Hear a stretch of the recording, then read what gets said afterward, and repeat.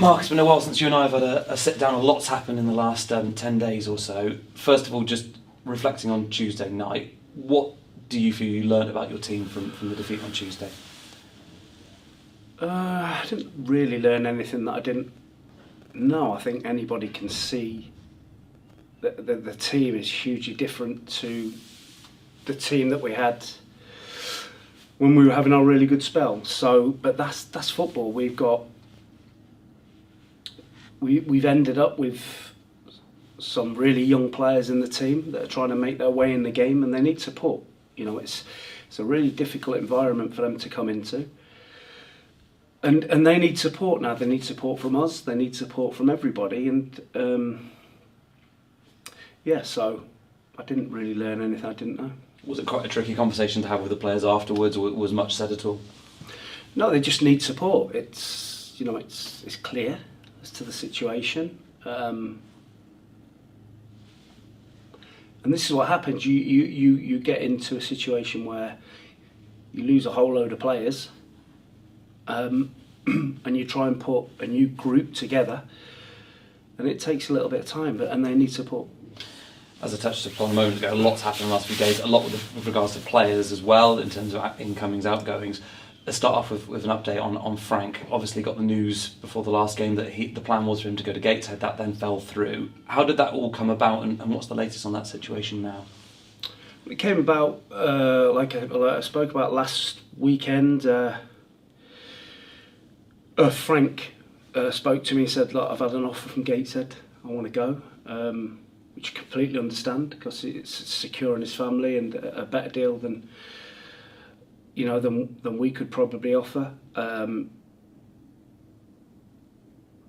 then I asked him if he played a weekend, which he did, and then a Sunday, Monday, we tried to contact Gateshead as of Frank's wishes to get the deal done, but we didn't get any response. And I think as I've mentioned, it's what's happened in the end is a person that's trying to buy Gateshead has agreed a deal with Frank, but these people don't yet own Gateshead, and Gateshead can't push that deal through in case their takeover doesn't.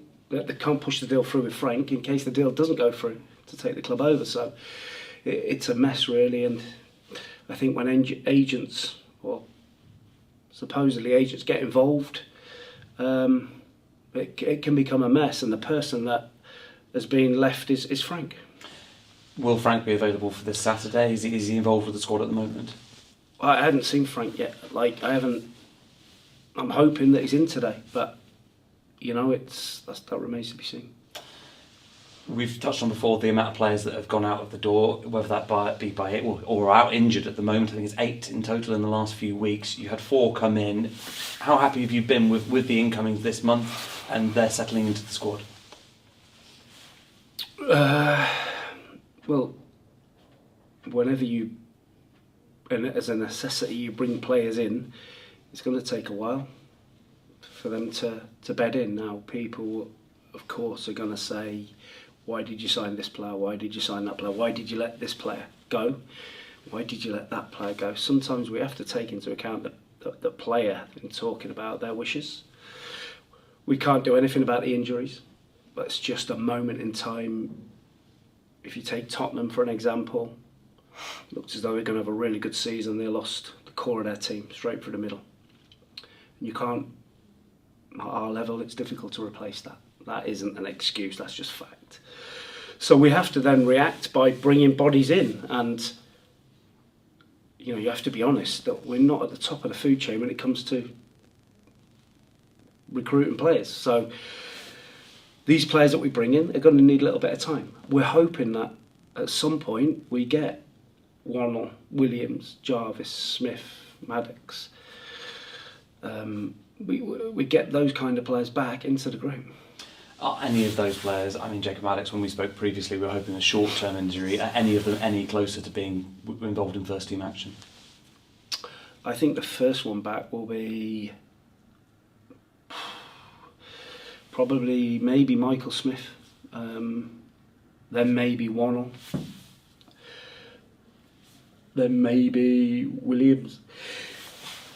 Excuse me. Then maybe Williams and Jarvis in that order. So, and we're still talking weeks away in all those cases as well. I can't. They won't be available for Saturday. With regards to York, this season, obviously having a very, very good season. On the football side of it, what have you made of them, and how difficult will they be on Saturday? Yeah, good football team. They've got good players. They've recruited heavily, you know, and they've got money that they've got money to burn, and but they've recruited good players. The manager there, I think, the recruitment that he's done has been really good, and a tough team to play against. You know, they'll be disappointed that Barnet have got so far ahead of them. But they'll want to cement their place in the top three for sure, to make sure if they are in the playoffs they get a home tie. For some Yeovil fans, and I'd imagine other people involved in the game, there'll be a bit of added spice given the former relationship between the now owner of York and Yeovil Town. Does that play into anybody's mind? Does that make any difference to what was going to happen on Saturday? Certainly not for me. I don't have to explain that. Everyone knows what went on. And listen, people mature, people grow up. Yeah, it is what it is. Seems to be the nature of football, doesn't it? And I know from our conversations over the course of the season, you're always looking at individuals to bring into the club. We're now chatting on Thursday. Are you optimistic there may be another name through the door before play begins on Saturday? Yeah, ideally, we'd like to sign a couple of experienced players to help the group, because, like I said, that's difficult to replace the boys that we've lost. And that's not to say that the players we've brought in are just make weights in their own rights. They're really good players.